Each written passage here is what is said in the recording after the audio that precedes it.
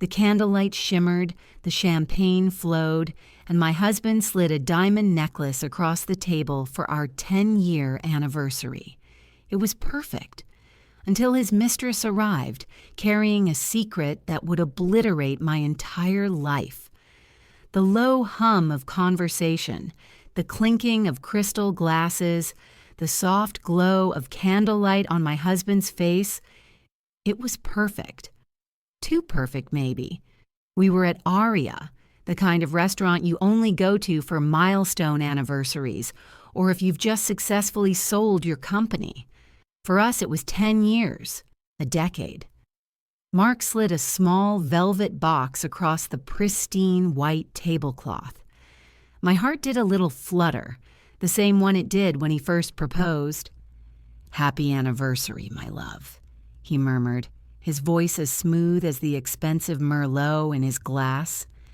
Inside the box was a diamond necklace, a delicate, glittering cascade of stars that must have cost a fortune. I gasped, genuinely touched.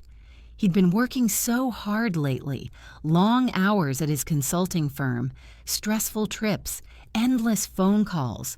The fact he still found time to pick out something so beautiful, so me, it washed away the tiny, creeping doubts that had been nesting in the back of my mind.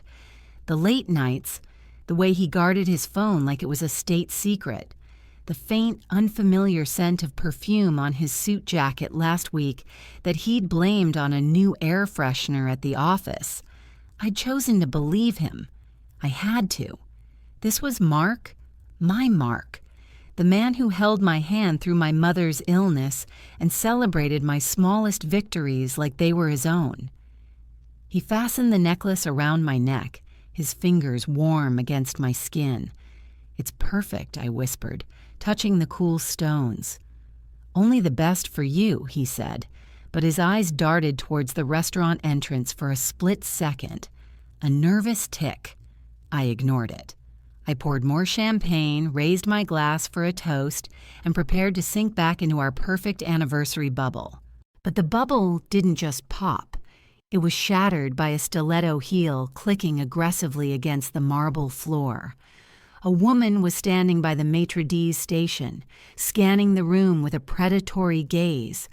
She was young, maybe 22 or 23, poured into a red dress that left absolutely nothing to the imagination. Her hair was a platinum blonde sheet, her lips a slash of defiant red. She looked completely out of place in the hushed, elegant atmosphere of Aria, and she clearly didn't care. When her eyes landed on our table, they narrowed into slits.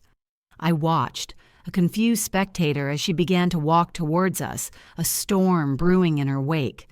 I felt Mark tense beside me. He didn't just tense. He froze, his hand tightening on his wine glass so hard I thought it might shatter. "Mark?" I asked, my voice barely a whisper. "Do you know her?" He didn't answer. He just stared, his face draining of all color.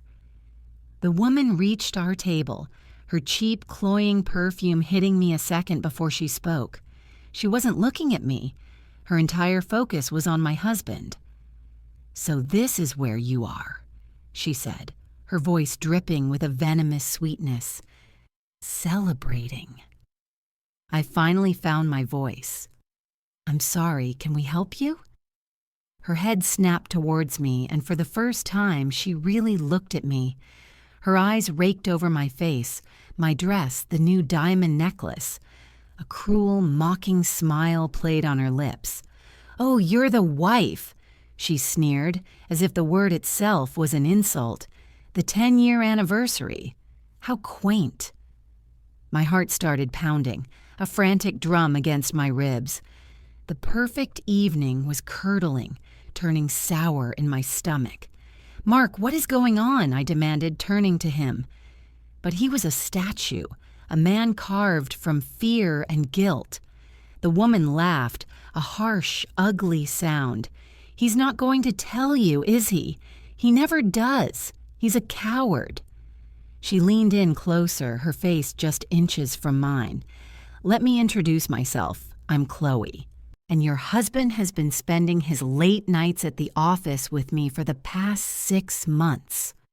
The world tilted. The sounds of the restaurant faded into a dull roar. 6 months. The business trips, the guarded phone, the perfume. It all clicked into place with a sickening final thud. I felt a wave of nausea so powerful I had to grip the edge of the table. And then, before I could even process the words, her hand flew through the air. The crack of her palm connecting with my cheek echoed in the sudden silence of the restaurant. The sting bloomed across my face, hot and humiliating. Gasps erupted from the tables around us. My eyes filled with tears, not of sadness, but of pure, unadulterated shock. But she wasn't done. With a furious cry, she grabbed my champagne flute, the one I just raised for our toast, and threw its contents directly in my face. A river of ice-cold Dom Perignon streamed down my hair, my cheeks, and onto the bodice of my new dress, soaking the diamond necklace he had just given me. I sat there, dripping and stunned into silence, the collective stare of the entire restaurant burning into me. Mark was still frozen, his mouth hanging open, utterly useless. Chloe stood there, panting slightly, her chest heaving with rage and a twisted sort of victory. Then her voice cut through the horrified silence, clear and cold and aimed directly at Mark. "Tell her, you spineless coward. Tell her why I'm really here. Tell her about the baby." The word hung in the air, thick and poisonous. Baby. It was an impossible word, a word that didn't belong in my life. Mark and I had tried for years, a quiet, heartbreaking journey of appointments and disappointments that we'd eventually put on hold. And now, this girl was throwing the word in my face like a grenade. My head snapped towards Mark. His face was a grotesque canvas of panic and despair. He looked from me to Chloe, his mouth opening and closing like a fish pulled from water. But no sound came out. His silence was the confession. It was the nail in the coffin of our 10 years together. The restaurant manager, a tall man with a pained expression, finally scurried over. "Ma'am, I'm going to have to ask you to leave," he said to Chloe, his voice a low, urgent whisper. 2 waiters flanked him, looking ready to physically remove her. Chloe tossed her blonde hair over her shoulder, a final act of defiance. "Gladly," she spat, her eyes locking onto Mark one last time. "You have 1 hour to get your stuff and come to my place, Mark, or I swear to God I will post everything, every picture, every text." Then she turned and strode out of the restaurant, leaving a crater of silence in her wake. I felt 100 pairs of eyes on me, a suffocating wave of pity and morbid curiosity. The perfect anniversary dinner had become a spectator sport. My body moved before my brain could catch up. I stood up, my chair scraping harshly against the floor. I unclasped the diamond necklace, the cascade of stars he'd called perfect, and let it drop onto the table with a dull clatter next to the abandoned velvet box.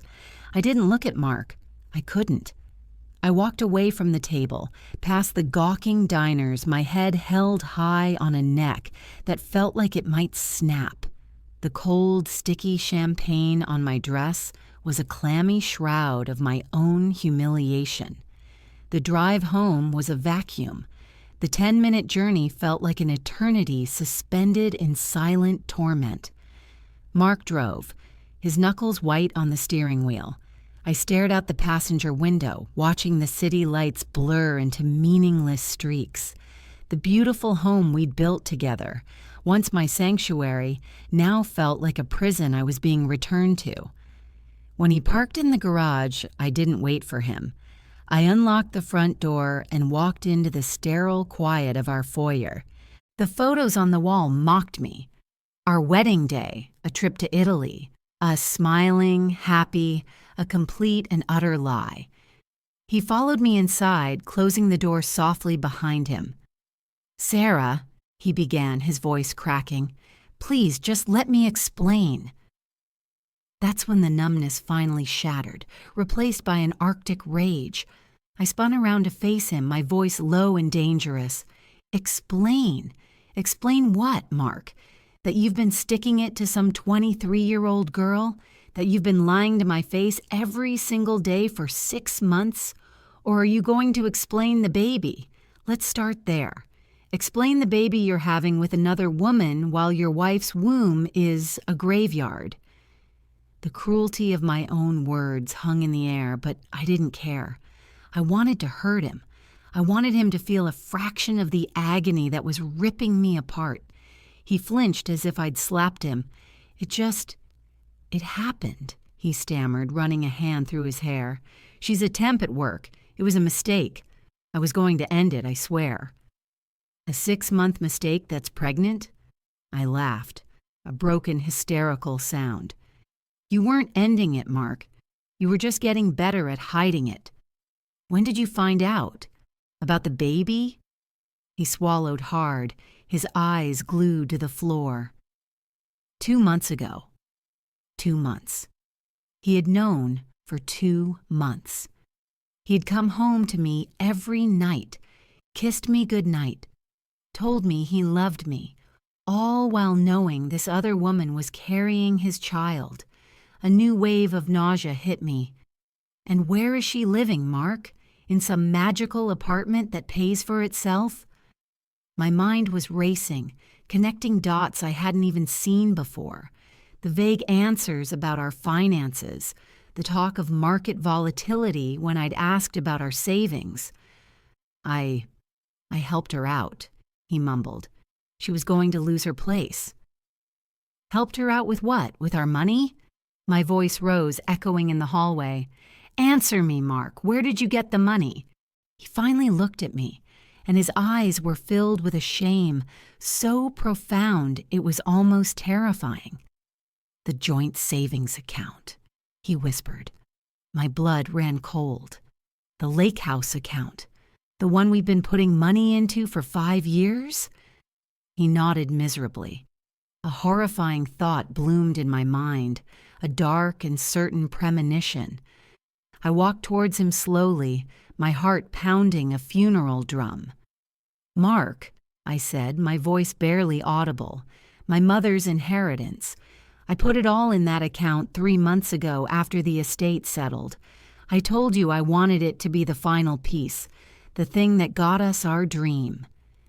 I stared into his eyes, already knowing the answer, but needing to hear him say it. "What did you do with my mother's money?" Mark's face crumpled. It was the complete and utter collapse of a man who knew he had nowhere left to hide. He sank onto the bottom step of our grand staircase, the one we'd posed on for Christmas cards, and buried his face in his hands. His voice was a choked, pathetic muffle. "It's gone." "Gone?" I repeated the word, tasting its bitterness. "What do you mean, gone? It was over $100,000, Mark. It doesn't just disappear." He looked up at me then, his eyes red-rimmed and hollow. "Chloe, she has this brother. He was into crypto. He had this surefire thing, an investment that was supposed to triple in a month. She said we could replace the money before you ever knew. We could have enough for our own place, for the baby." The sheer, monumental stupidity of it knocked the air from my lungs. It wasn't just theft. It was a pathetic, desperate gamble. He hadn't just betrayed me for a younger woman. He'd allowed her to convince him to steal my mother's legacy and flush it down a digital toilet on some get-rich-quick fantasy. The last tangible piece of my mom, the nest egg she'd worked her whole life to leave me, was gone. Something inside me didn't just break, it vaporized. In its place, a diamond-hard clarity settled in. There was no more rage, no more tears. There was only a cold, quiet purpose. "Chloe gave you an hour," I said, my voice eerily calm. "You have 10 minutes. Pack a bag. Anything you can't carry, you can arrange to have picked up later. Through my lawyer." He stared at me, dumbfounded. "Sarah, baby, please. We can fix this. I can get another job. I can pay you back. Don't do this." "You didn't just cheat on me, Mark. You stole from my dead mother to build a life with your pregnant mistress," I stated, each word a perfectly polished stone of truth. "There is no we. There is no fixing this. Get your things." I turned my back on him and walked into the kitchen. I pulled out my phone. My first call was to Helen, the most ruthless divorce attorney in the city and a friend of a friend. I left a concise voicemail. "Helen, it's Sarah Jensen. Mark's cheating. There's a baby and significant financial infidelity. I want him destroyed. Call me first thing tomorrow." My second call was to his parents. His mother answered, her voice bubbly. "Sarah, dear, how was the anniversary dinner?"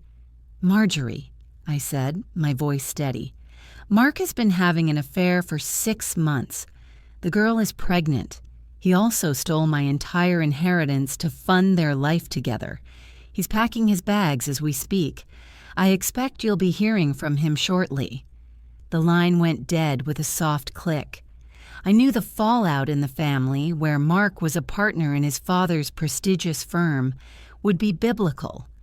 When Mark came downstairs dragging a small suitcase, his face was ashen. He'd clearly already received a call. He opened his mouth to say something, one last pathetic plea, but I held up a hand. I walked to the small table in the foyer where we kept our keys. I picked up the velvet box containing the necklace, now a tacky symbol of his guilt. I pushed it into his hand. "Give this to Chloe. I'm sure she can get a few bucks for it. You're going to need it."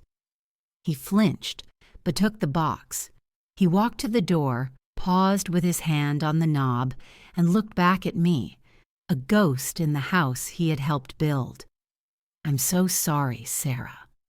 "No, you're not," I said, and for the first time, I looked him straight in the eye. "You're just sorry you got caught." He closed the door behind him. I stood there in the silent hall for a long moment. Then I slid the deadbolt across and fastened the chain. My next call was to a 24-hour locksmith. The divorce was brutal, just as I'd wanted. The evidence was overwhelming. His father, furious and humiliated, bought him out of his partnership for a fraction of its worth. With Helen's guidance, I got the house and the majority of our remaining assets as compensation for the stolen inheritance. The first thing I did was sell it all: the house, the furniture, the car. I liquidated the life we'd built on a foundation of lies. 6 months later, I was sitting on the porch of a small 2-bedroom cabin overlooking a quiet lake in a different state. It wasn't the grand lake house Mark and I had dreamed of, but it was mine. I'd bought it outright with the proceeds from the divorce. It was my sanctuary, built from the ashes of my old life. I had a new job working remotely for a marketing firm and a dog sleeping at my feet. I heard through the grapevine that Chloe had the baby, a boy. Mark was working a dead-end sales job, living in a cramped apartment and paying a mountain of child support. The crypto money was, of course, gone forever. Their passionate affair had curdled into the grim reality of bills, dirty diapers, and resentment. They had gotten what they wanted: each other. The evening air was cool and smelled of pine needles and damp earth. I took a sip of my wine, the same Merlot we'd been drinking on that horrible night, but now it tasted different. It tasted like freedom. I put the glass down and touched my neck, right where the diamond necklace had been. The skin was bare. I didn't need jewelry to feel valuable anymore. As the sun set over the water, painting the sky in strokes of orange and purple, I heard the haunting call of a loon echo across the lake, and for the first time in a very long time, I felt perfectly, completely at peace.